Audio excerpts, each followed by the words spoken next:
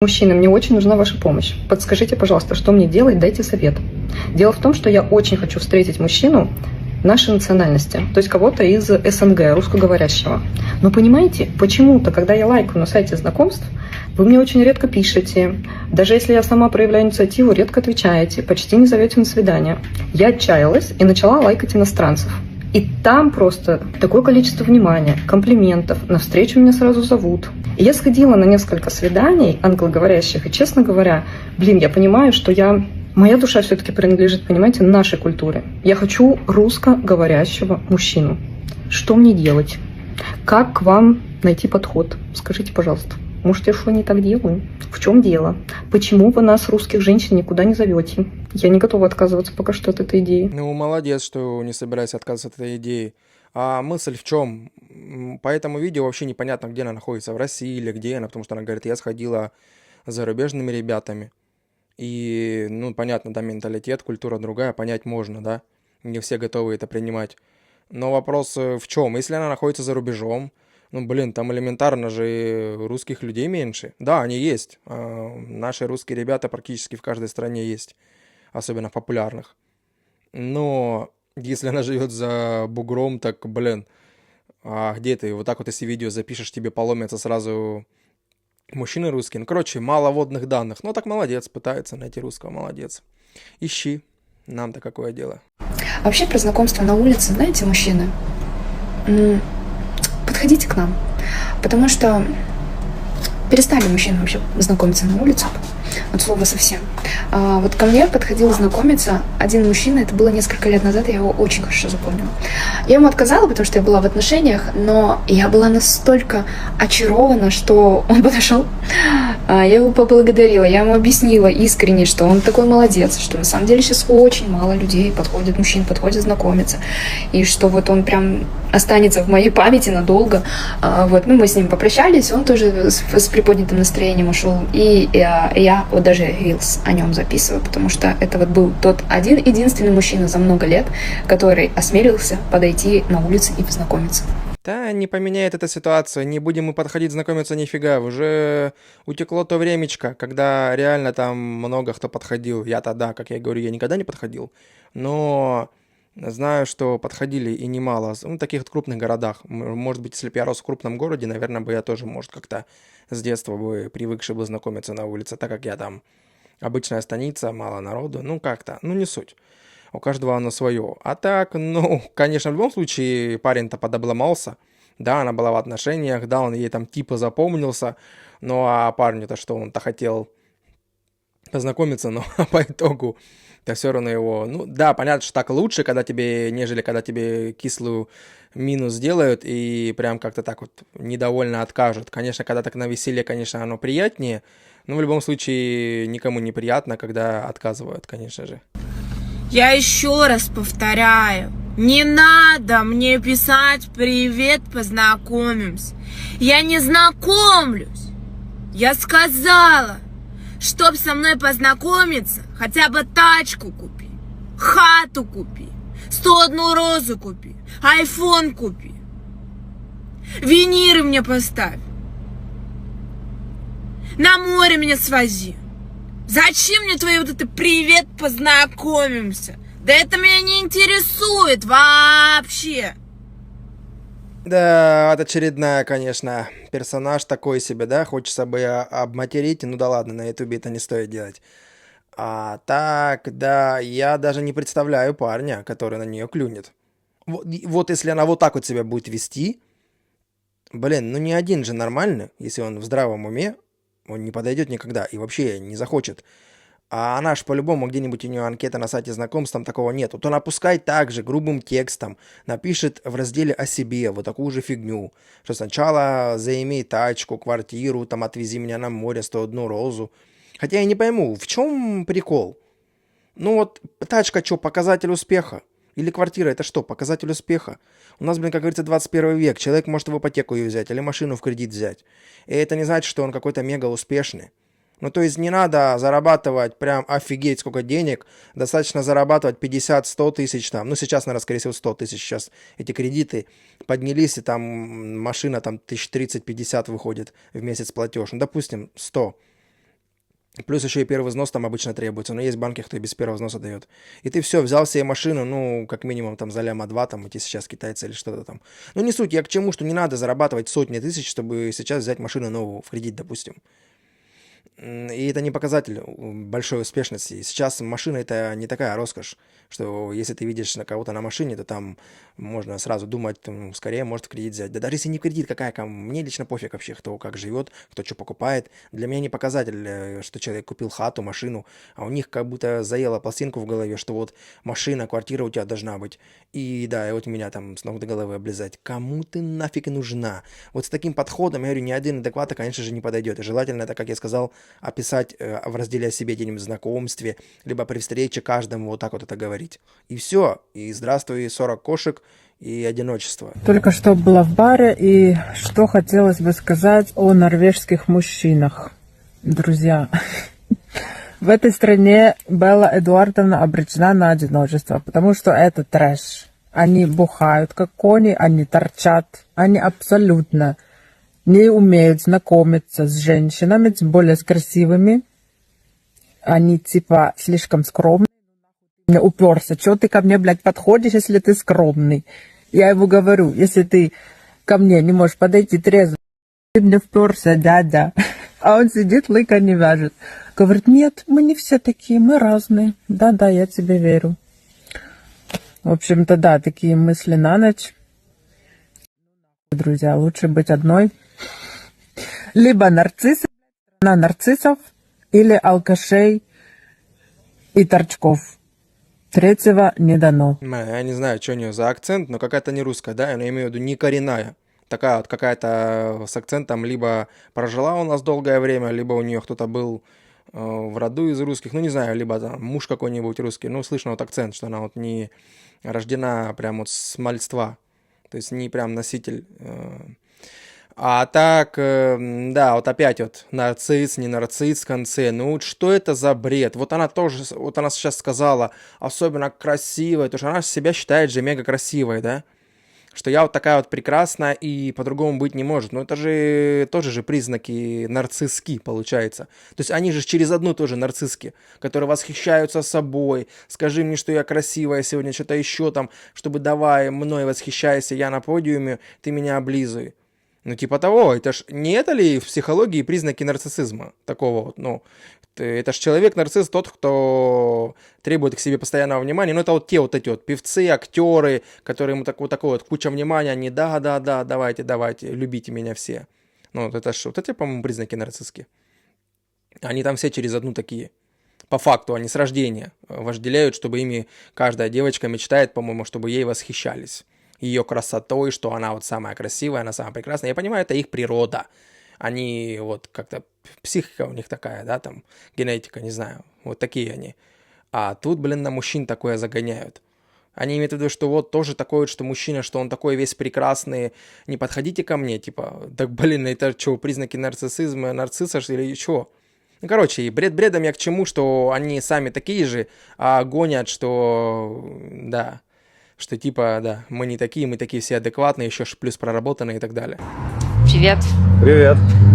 Какой у тебя рост, говоришь? Ну, 1,90 м. На фотках ты казался выше. Окей. И чё, куда пойдем? Здесь недалеко от заведения есть, там посидим, я думал. Ну, я донеры не ем, если что. Окей. Ну, чё, рассказывай, какая у тебя зарплата? Ну, я об этом вообще не рассказываю. Ну, вообще, я бы хотела, чтобы у моего парня была зарплата от 5 миллионов. Хорошо. Я же вчера Боровом был. А, да, классно. Да. Сейчас ты мой бывший. Ты что, с бывшим общаешься? Ну да, мы с ним друзья. И вообще у меня очень много друзей и парней. Ну, ясно. Ну так, конечно, по видео как будто бы такая наигранная сценка. Ну а так, по концовочке, это их любимая фраза, это red flag сразу. Друзья, парни, это не друзья, это потенциальные ухажеры, которые могут и вплоть до того, чтобы подтыкивать ее там, а ты знать не будешь. Потому что если мы говорим за серьезную семью, вот эти дети, все дела, то нет места именно вот, чтобы парни были друзьями. Да и вообще и в общем, короче. Поэтому, а так она, видно, что такая себе. Что, ну, я так понял, 5 миллионов это в Казахстане тенге, это, скорее всего. Ну, дофига она, в общем, хочет. Мне 24 года, я без отношений, и знаете, какую хуйню я недавно услышала? Ну, начни встречаться с просто хорошим парнем. Алло, в отношениях мне недостаточно просто хорошего парня, потому что я считаю, что мужчина без денег, без амбиций, без достижений – это просто подружка. И то хреновая подружка. Камон, я, девочка в 24 года, смогла обеспечить себе вот такую вот жизнь. Я имею стабильный высокий доход, я купила себе квартиру. И это еще не все. Я знаю и понимаю себя. Я предприниматель и ебашу как танк. И тут есть только два варианта. Первое – это то, что мужчину просто разнесет от такого количества энергии. От того, что да, у меня есть агрессия. От того, что да, я умею выдерживать и проживать напряжение. Он либо охуеет и вырастет, либо охуеет и уйдет. И знаете, вот просто хороший – это как снимать рилсы, которые не приносит ни денег, ни аудитории, снимать рилсы по шаблону и вообще не по своему архетипу. Короче, понятно. Очередная, которая голову бы проветрить надо, провериться бы, подлечиться бы желательно. Ну, с другой стороны, если рассудить логически, если она действительно такой вот весь предприниматель и такая вот, какая она есть, да по ней видно, какая-то хрен пойми, чуть ли не неформалка какая-то.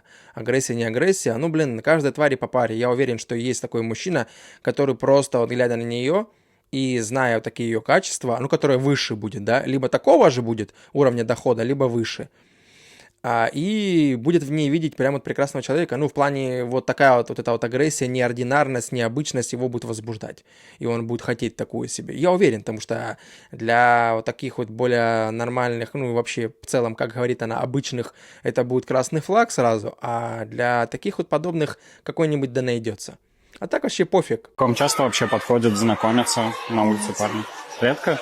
Вообще не подходит. Вообще не подходят? Нет. А почему?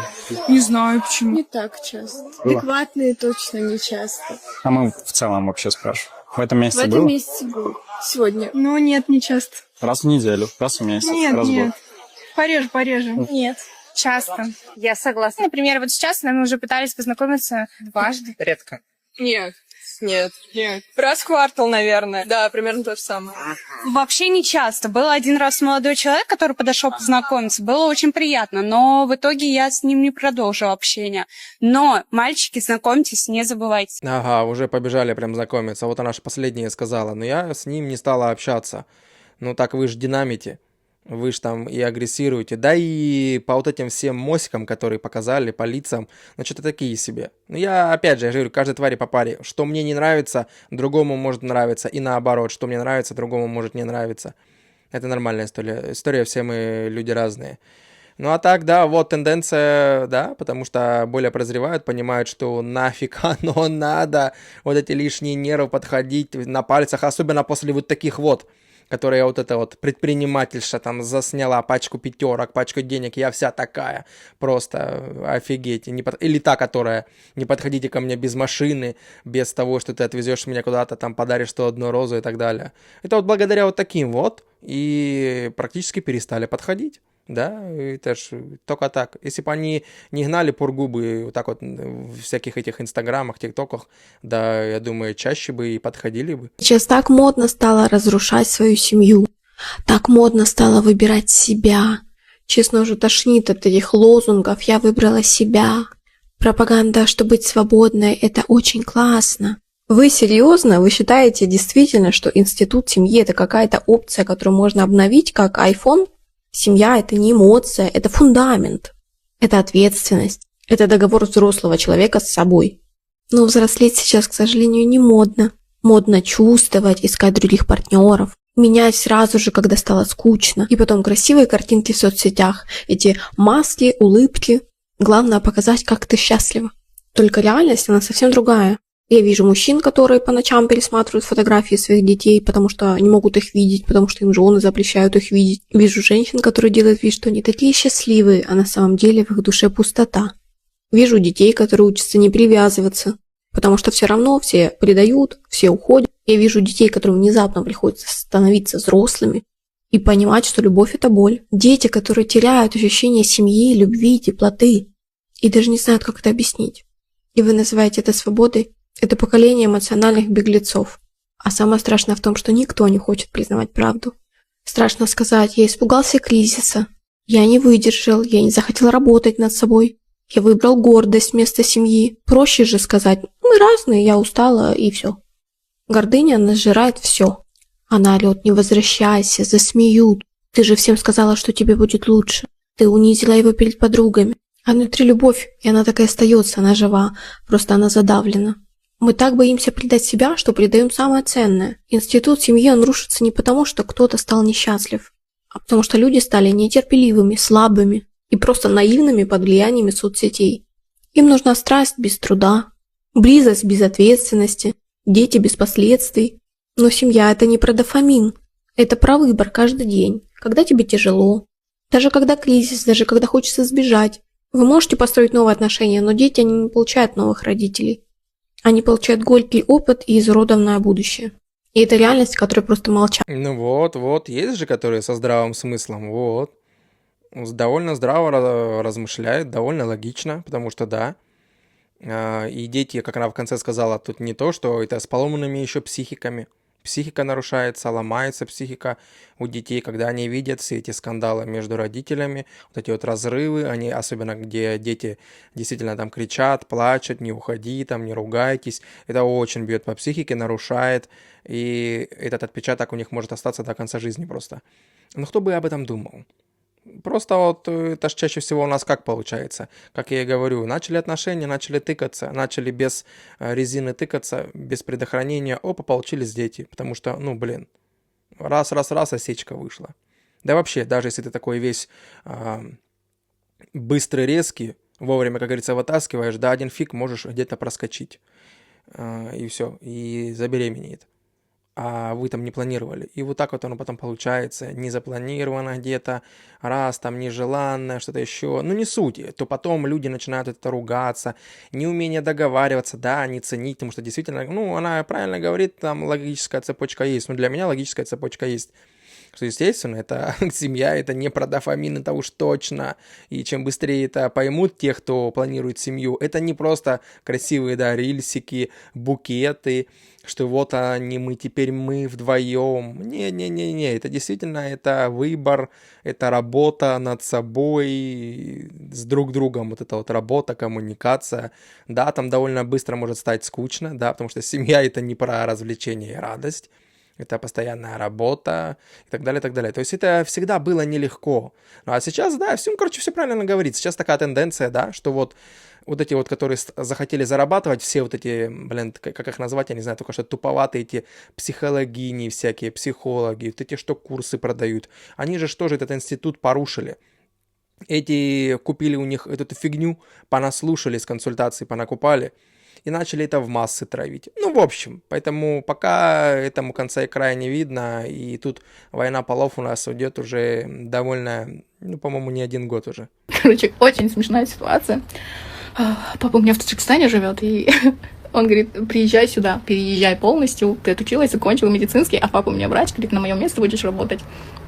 Я тебя здесь выдам замуж за хорошего мужика, и будешь жить тут и работать. Я говорю, хорошо, пап, а там есть мужчина, который сможет мне мою квартиру купить? А папа такая, что? 17 миллионов. Папа говорит, за 17 миллионов?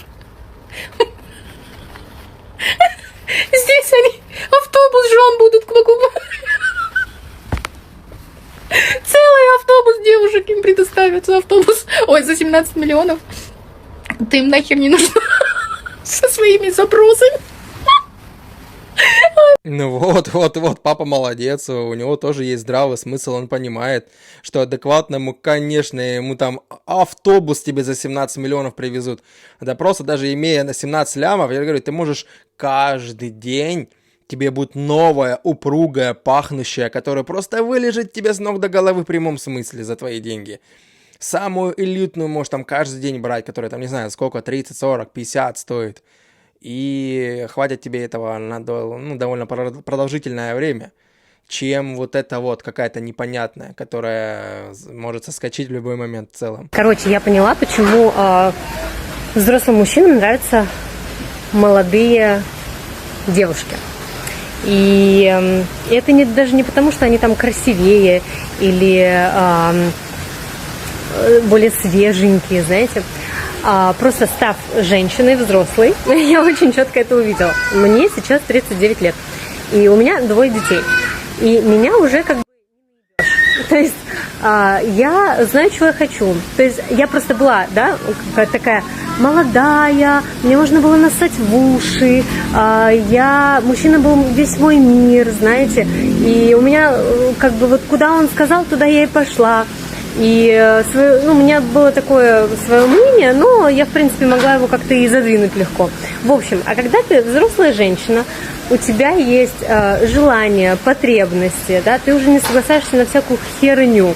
Тебе уже очень сложно нассать в уши, потому что ты понимаешь, как бы, чего ты хочешь, да, и, в принципе, как бы, ты можешь послать мужика, если тебя что-то не устраивает, да. И вот я поняла, что мужчины, они не вывозят просто таких женщин, да. Есть мужчины, которые таких женщин не вывозят женщину, которая знает, что она хочет, которая уже вот не такая, знаете, легкая, воздушная девочка, которой можно управлять, манипулировать, да, которая готова там, да, просто вот смотреть тебе в рот и идти за тобой, да, вот ты живешь свою жизнь, а она просто как такое приложение к тебе. Вот. И именно поэтому мужчины, когда они понимают, что окей, взрослую женщину уже, короче, под себя так не построишь, пойду-ка я найду себе молодую. Вот. Что думаете по этому поводу? Да чё мы думаем? Мы думаем, что ты несешь фигню, и ошибаешься ты, дорогуша, просто очень жестко. Тут дело не в том, что мужчины не вывозят. Просто если, допустим, человек, вот мужчине 40 лет, у него стоит выбор. Либо с тобой, с 2 детьми, 39-летней, потрепанной уже подзасохшей курагой, замутить. Либо с 25-летней, более упругой, ну и так далее, да, более свеженькой, как она сама сказала. Да ясен пень, что, по природе мужчина выберет 25-летнюю. И это во всех планах интересней. Дело не в том, что им можно мозги пудрить, все зависит от человека. Я знаю, что видел, когда допустим, меня на 8-9 лет там младше были, то есть они там молодые, прям, да, там, и просто все люди разные. Одна вообще прям такая не по своим годам довольно хорошо мыслила, а другая, и считай моего возраста, тупая как пробка, просто мыслит как 15-летний ребенок. Тоже от человека зависит. Поэтому, естественно, мужчина выберет более упругое и молодое тело не в том плане, что ее легче окрутить, либо нассать ей в уши, как она сказала. Нет! Просто я же говорю, тут опять же повторюсь, стоит выбор, либо курагу 39-летнюю выбрать, либо молоденькую, приятную выбрать. Естественно. И тут, очень, такой себе бред, Говорит, они не вывозят. Она сама себя утешила. Почему конкретно к ней? Вот, меньше внимания. Не из-за того, что она стала старее и с 2 детьми теперь, да, 2 прицепа. И совсем не из-за этого. Вообще нет. А просто потому, что, как они опять сказали, либо не хотят брать ответственность, не вывозят они нас. Да и вообще, поэтому вообще смешные они такие ребята. Не меня, конечно, но с таким отношением я просто от тебя съеду. Это, по-твоему, порядок? Это что? Почему ты не можешь убрать их в шкаф? Так же красивее, когда ничего не мешает. А вот это я вообще не поняла. Почему они тут стоят? Ты с утра попшикался. Так ты возьми, убери их на полку. Здесь не должно быть ничего лишнего. Ты ушел, да? Но посмотри, как ты оставил за собой стул. Посмотри. Ты видишь здесь одну линию? Ты не можешь сделать вот так вот? Окей, вчера ты включал термостанцию для того, чтобы у нас дома вкусно пахло перед гостями. Но почему после того, как гости ушли, ты ее просто не можешь поставить на место? Она должна стоять идеально ровно относительно вот этого расстояния.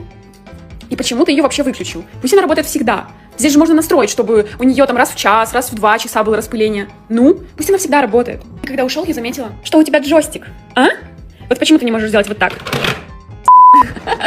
Вот так. Хорошо, я поняла, почему ты не можешь так сделать. Она из тех, которых называют перфекционист, да, походу? Что надо прям вообще просто идеальнейший порядок. Прям вот так вот даже стул надо прям по нитке натягивать, чтобы они идеально в струнку стояли, чтобы все вот так вот. Ладно, я понимаю, там кроссовки убрать, да, если они действительно должны храниться в шкафу. Или там еще бы что-то валялось, допустим, какой-то, не знаю, носки, какой-то мусор. Ладно, окей, там где-то что-то за собой не убрал. Но уж, стул выровнять по нитке, либо там вот эту вот фигню ароматизирующую прям надо как-то там вот так вот между этими, как она там выровняла. Но она вот такая, я понимаю. И, возможно, я говорю, для него есть качество, несмотря на вот эту всю фигню, она может быть там такая вся любящая, заботливая. Откуда мы знаем? И он до сих пор с ней. Так, ребятушки, сейчас вам покажу кое-что. Обалдеете. Помните, я рассказывала вам о кабинете мужа, и чем он тут, в какие игрульки играет. Смотрите, что тут происходит. У нас уже появилось 3 монитора. Сейчас я тут, опаньки, смотрите, как залезу. Вот так вот. Видали? Вот такой вот поворот. Могу все сбоку смотреть. Да, я вижу, слушай. Вот как только приехали мы сейчас с Турции, все Так эти видно, дни... вот только вот так вот было бы. Все эти дни у меня супруг занимался обустраиванием вот этого вот своего местечка, гнездышка, так сказать. Отдых, релакс у него. Вот смотрите, что тут только нет. Чего тут только нет. Ну, классно же, классно. Или какое место у него прям классное. И, ну, вроде бы и жена адекватная, которая мозг не вносит по этому поводу, потому что некоторые несут фигню, там, ой, да ты сидишь, да ты достал, там, особенно кто в танчики любит, да ты достал с своими танками или с какой-нибудь еще другой игрой. Когда ты мне там внимание уделишь или что-нибудь еще, короче, начинает просто вот бесить мужчина, который вот занимается своим вот таким вот увлечением.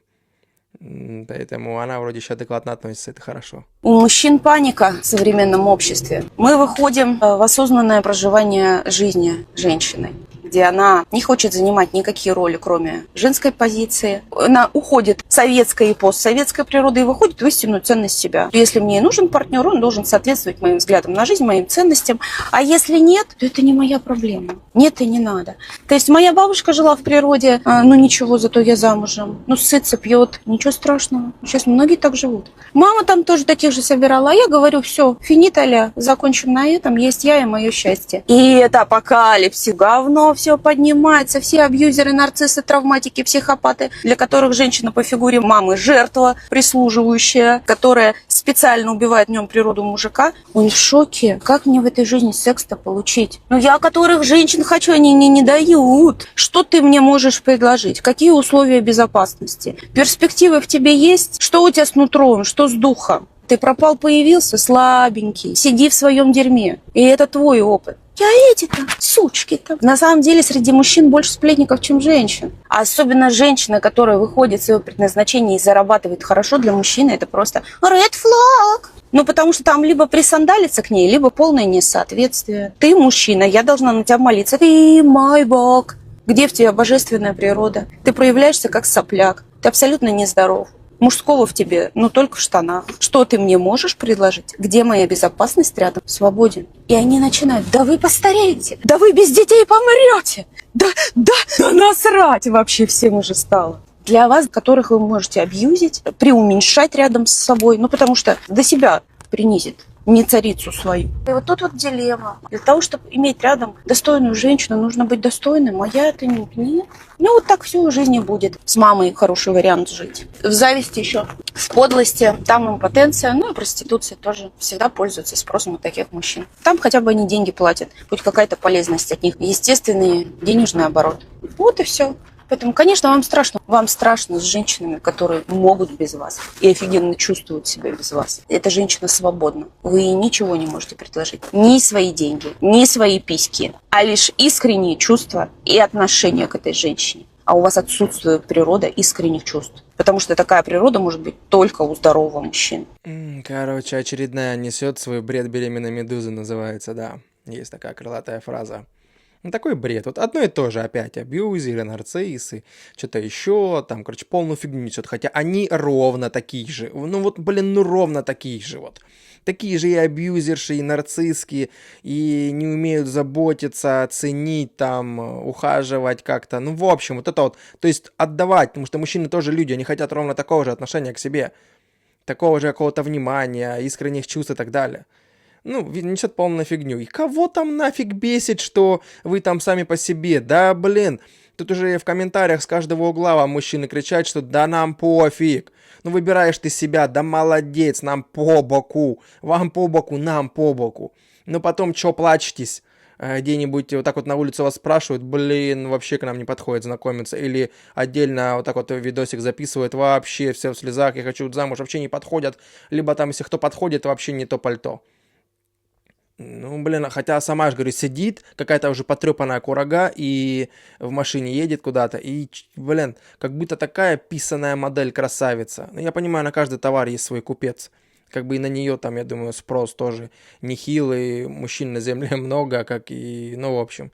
Блин, ну такую уж фигню несут и не переставая. Мне 30 лет, у меня нет отношений, и не было, ну, можно сказать, вообще. За всю жизнь у меня были мимолетные романы несерьезные, и одни серьезные отношения, но они были на расстоянии, поэтому я даже не знаю, каково это, когда у тебя есть любимый человек рядом. Я не знаю, что это такое. И многие люди, женщины там в контенте, в жизни говорят, что женщина начинает новую жизнь после развода, учится жить заново. И об этой теме очень многие говорят, но почему-то мало кто говорит о том, как учатся жить заново женщины, которые перестают ждать любви, потому что они тоже учатся жить заново после того, как отпускают все свои мечты касаемо семьи. За последний год я отпускаю тему отношений, это происходит плавно. Не взял и отрезал. Я считаю, что в таких ситуациях нельзя просто взять и отпустить, как все советуют. Отпусти, и все придет. Ненавижу эту фразу всем сердцем. И она не происходит по щелчку, она происходит постепенно. Вот у меня так за последний год. Сначала начинаешь понимать, что живешь в ожидании, что это отнимает у тебя много сил, энергии, что ты не живешь жизнь, потому что тебе кажется, что жизнь начнется только тогда, когда ты встретишь мужчину. Это был первый шаг. Спасибо психологу, что я поняла, что у меня все еще когда-то будет, что сейчас можно насладиться своим одиночеством. Полгода назад примерно в разговоре с подругой мы обсуждали, как можно назвать детей. Я сказала, что да я вообще как-то об этом думать не хочу. Типа, у меня даже парня нет, зачем об этом думать? И это был, наверное, мой второй этап, когда я поняла, что я в отпущении. Я даю себе отчет, что, возможно, действительно моя судьба такая, что у меня никогда не будет семьи, никогда не будет детей. И вот когда ты принимаешь это, ты совершенно по-другому начинаешь смотреть на жизнь и тоже учишься жить заново. Без иллюзий, без меч, что в какой-то момент кто-то придет, и твоя жизнь изменится. Это тоже сложно. Я уже забыла, что такое, когда просто тебя обнимают, просто тебя берут за руки.